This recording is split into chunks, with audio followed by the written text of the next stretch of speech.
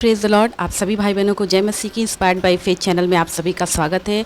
आइए फिर से वचनों के द्वारा वचनों के साथ हम अपने दिन की शुरुआत करेंगे। आज का वचन आप देख सकते हैं इफिसियों अध्याय 6 के पद संख्या 12 में लिखा है, क्योंकि हमारा यह मलयुद्ध लहू और मांस से नहीं परंतु प्रधान से और अधिकारियों से और इस संसार के अंधकार के हाकिमों से और उस दुष्टता की आत्मिक सेनाओं से है जो आकाश में हैं। मेरे मोबाइल में कभी कभी कमेंट आता है कि मेरे फैमिली के इस सदस्य को या उस सदस्य को या मेरी मम्मी माता जी को दुष्ट आत्मा पकड़ी और बहुत परेशान है।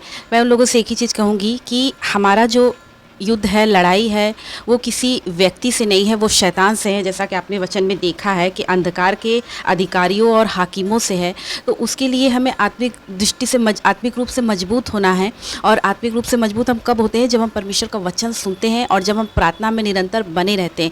यदि हम अपने समस्याओं की ओर ज़्यादा ध्यान दें और समस्या से निजात दिलाने वाले की ओर कम ध्यान देंगे तो समस्या ठीक उसी प्रकार बनी रहेगी। इसलिए हमें समस्या के निवारण की ओर चलना है और निवारण है प्रभु यीशु मसीह, प्रार्थना और वचन।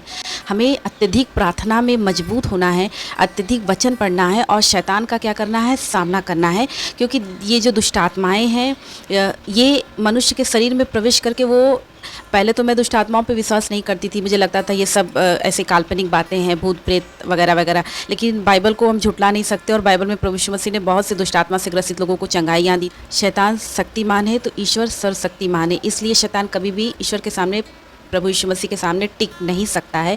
लेकिन हमारे अंदर उतना आत्मविश्वास होनी चाहिए।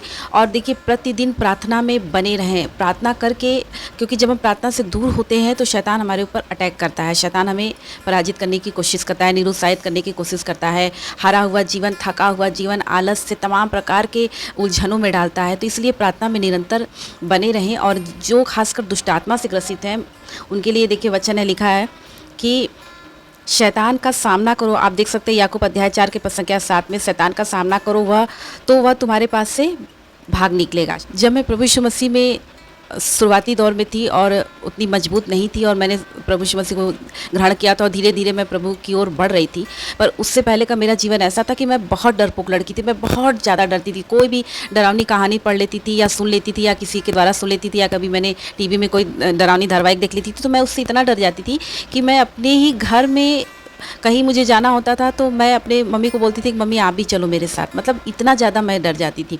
लेकिन जब मैं प्रभु यीशु मसीह में आई तो प्रभु ने मुझे इतना हियाव दे दिया और इतना मजबूत बना दिया कि अब मुझे न दुष्ट आत्मा, शैतान, किसी से बिल्कुल डर नहीं लगता। क्योंकि मुझे ये बात पता है कि मेरे प्रभु यीशु मसीह के नाम से यदि दुष्ट आत्मा भागती है, मेरे प्रभु यीशु मसीह के नाम से दुष्ट आत्मा की इतनी हिम्मत नहीं कि वो आपको ज़्यादा दिन तक परेशान कर सके। तो जब मेरे पास सर्वशक्तिमान ईश्वर है तो मैं इनसे क्यों डरूँ? प्रभु ने इन्हें क्रूस पर हरा दिया है और मैं हारे हुए लोगों से क्यों डरूं? आप वचन में देख सकते हैं, लिखा है 1 पतरस अध्याय 5 के पद संख्या 8 में, शैतान गरजने वाले सिंह की नाई इस खोज में रहता है कि किसे फाड़ खाए। शैतान हो या दुष्ट आत्मा हो, देखिए हम उसे अपने जीवन में अवसर देते हैं पापों के द्वारा और गुनाहों के द्वारा, गलतियों के द्वारा, परमेश्वर की अनाज्ञाकारिता के द्वारा हम उसे अपने जीवन में कार्य करने का मौका देते हैं। तो सबसे पहले हमें परमेश्वर के अधीन होना है। आप वचन देख सकते हैं मत्ती अध्याय 8 के 16 में लिखा है, जब संध्या हुई तब वे उसके पास बहुत से लोगों को लाए जिनमें दुष्ट आत्माएं थी और उसने उन आत्माओं को अपने वचन से निकाल दिया और सब बीमारों को चंगा किया। प्रभु यीशु मसीह ने हमारी दुर्बलताओं को अपने ऊपर ले लिया और हमारे पापों के कारण वो क्रूस पर चढ़ाया गया और जिसके कोड़े खाने से हम चंगे हुए हैं। इस वचन को हमें बार बार प्रार्थना के दौरान और चंगाई के दौरान बोलना है। प्रभु के लहू के द्वारा हमें चंगाई मिली है, प्रभु के लहू के द्वारा हमें छुटकारा मिला और परमेश्वर के वचन का इस्तेमाल करना है जब आप दुष्ट आत्मा को निकालते हैं। और वचन में क्या लिखा है?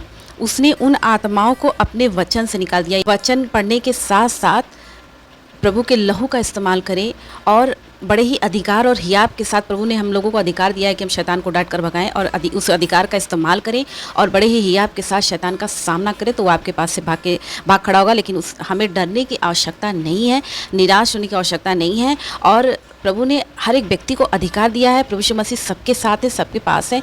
इसलिए कभी भी दुष्ट आत्माओं से डरना नहीं है, शैतान से डरना नहीं है, क्योंकि वो ऑलरेडी हारा हुआ है, प्रभु के क्रूस के नीचे है।